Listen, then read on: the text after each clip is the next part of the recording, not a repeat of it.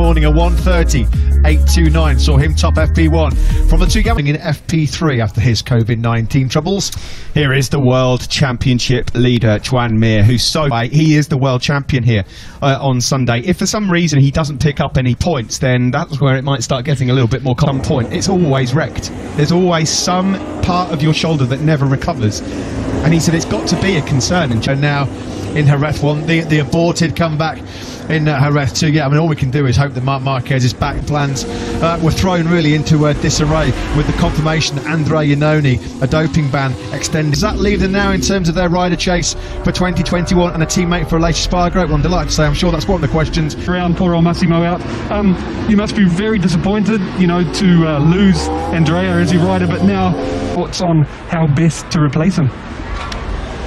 Well, Simon, as you said, I'm quite disappointed of the sentence. But we have to take it as it is now and carry on and look forward. The options in Moto2, there are very interesting young riders. Good riders are with what Bradley did. So I don't have the answer now, but I think two young riders, but also World Superbike like Gerloff.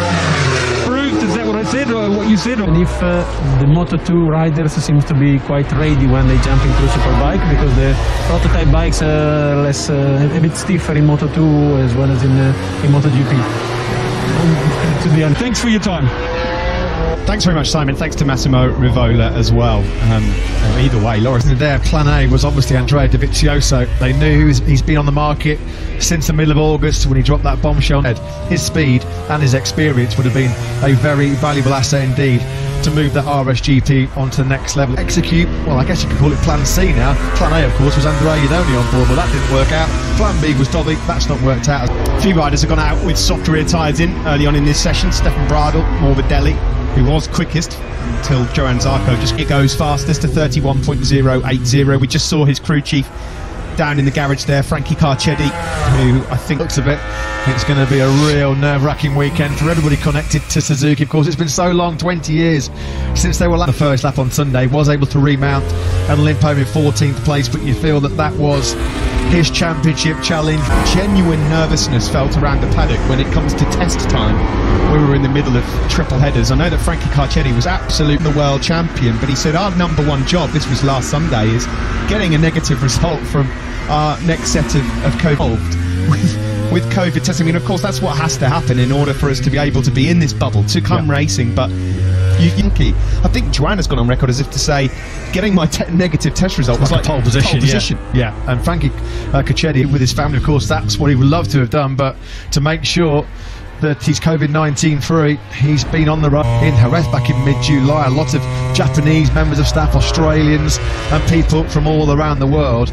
They really have, and the extra burden that you don't normally have to encounter in this kind of environment, but you can just see the relief was, as we said, his little comment at the end of the race. He's mentioned on a few occasions, you know, I'm not stressed about this situation. The stress is, we're all lucky. We are, you know, to be at this stage of the season, to still be racing. It's a credit to having to deal with things with everyone and their loved ones away as well. I know that we both sit here, Matt, we've just taken a tumble. Alex Marquez, he had a couple of spills here last weekend, one in the race which cost him another visit to the top 10 on the circuit here. That will no doubt be a typical front end washout. I was just going to say, in sport, yeah, there are some stresses, but nothing in comparison to what other people are coping with. And I have to say, from a personal point of view, you know, last weekend it was wet, but they seem to have found something as well in terms of their soft tyre pace. Alex Rins back-to-back front rows now, and that spells trouble for the rest of the pack, doesn't it? If the Suzuki can start qualifying well, and with how good they are at managing the rear tyre, strong as it is right now anyway. Yeah, and Mir said that during the weekend as well, in the wet and the damp, they found something to help them in case we did. So you just never know what we might encounter at the final round of this World Championship. Yeah, Portimao still with the championship on the line. He's going to want to get it all done and dusted as quickly as he possibly can. Jack Miller goes across the line. 3 riders inside the top 7, with Pol Espargaro in 3rd, Miguel Oliveira in 5th, and of course Binder in 7th. And he is fit. It was a great ride, great results from Pol last weekend, you know, with pole position and a 3rd. There goes Brad Binder. it's going to be pretty hard to make a step forward from the results. Better one. I want to be here when it happens. No, it's for us was just a great weekend last weekend, you know, and we had to regroup somehow, and we had to find some small things to get better again. And I was really happy to see that we had last Sunday in dry and a little bit warmer. We were always competitive, and that was good to see that we found something between the two Aragon races. One moment, we'll just... Oh, that's Paul just leaving, sorry. And the long lap penalty, Miguel good, and then Paul. I mean, we all talk how good the Suzuki is right now. I can imagine, I was trying to picture what you would want, but your other KTM riders to make a step closer. Because we know this is the future for next year, and we want them to do good. But second weekend, everybody wants to improve, everybody wants to do better. So it's tough in the second weekend. You see how close the times are already this morning, and yeah, but the start device has moved from the left thumb kind of to a lever, much like the Yamaha changed, or what? That's what we work on, yes. So we need to find still a way, but first of all, we are... Luck with the weekend, Pete. Thank you. Yeah, always ready to race, KTM, and evolving as well, positive. And it looks like it's going to be this man that will prevail and take the title. Such a huge advantage, 37 points clear of the chase. Something not quite working for Fabio Quartararo at the moment. He said yesterday in the press conference that it's time to try and insist this morning, and he goes to second with a 31.063. Yeah, that's kind of where you'd expect it to be, wouldn't you, really, when you're trying to muscle a MotoGP bike, 300 horsepower and all of it, around. He's in full-out attack. It's quite amazing. I mean, Maverick Vinales, as we said, he's no idea how he can keep his heart rate so low. For 33 laps that Michelin allow riders to run on one tyre, so he's getting very close to the limit. Another top that coming in for Takaki Nakagami as we look here at Mir, who's getting himself ready for... Like Taka's already decided that he wants to go. This is going to be a sub 131 lap coming in from the LCR Honda rider. He's 2.7 for Taka Nakagami. Seeing more of this, aren't we? Riders in FP2 and FP3 in particular going for soft top, caught up in those yellow flag infringements.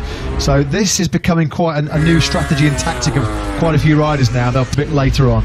Let's get an update on the tyres now, then, before things get busy, and you can follow Nakagami around this lap. Piero Taramasso standing by with at Jerez, and what you think most likely choices will be this weekend. Yes, the tire they work well last week. We have a good information for all the range of the tire we have, but for the race it looks like it will be raceable. So you can use the medium front, the hard front, the three rears, soft, medium, the hard rear. If you want to push at the beginning of the race and control at the end, or if you want to control at the beginning and vice versa. So for me, everything is going in the right direction. One quick question, was only Franco Morbidelli. He said in his debrief that it wasn't the tyres, it was the tyre pressure in the front. So you're thinking it's likely... It was not a gamble what he did. We know that the compound from the hard rear, he worked temperature on the track, some rubber, conditions were not the perfect one, but for the riders they have tyre consumption. Mir lost control of that front tyre, the hard front, flicks it right, and gravity takes over, unfortunately, and straight back out there on the spare bike. And normally the guys go out there and they improve straight away. To go.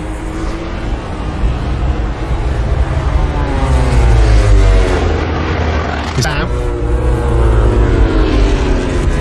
As Davide Brivio looked that ashen-faced, so much at stake for Suzuki. They're on course, as we said, for the truly historic season, the Triple Crown beckoning.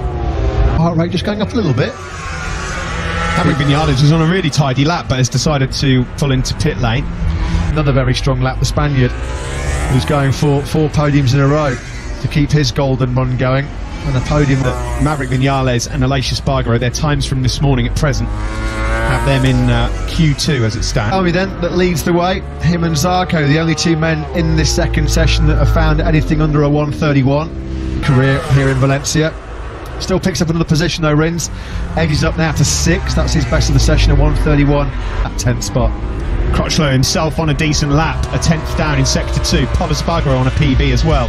Crutchlow's for the number 46. This might push him up into top 10 contention. Across the line we go. And Rossi goes. He stays 172, which has put him up into 8th place. Here comes Polis Spargaro, 2/10 down in second. Into 6th place, excellent from the German, with a 31.1. The exact same lap time set by Franco Morgan, 10th down to Maverick Vinales in 18th place, who, as Steve mentioned, at the moment is still holding on to a place in Q2 on the Cummings time. Across the line we go, not far away, lost 2/10 in the last sector, 30.9. Aleix Spargaro going for it again as well.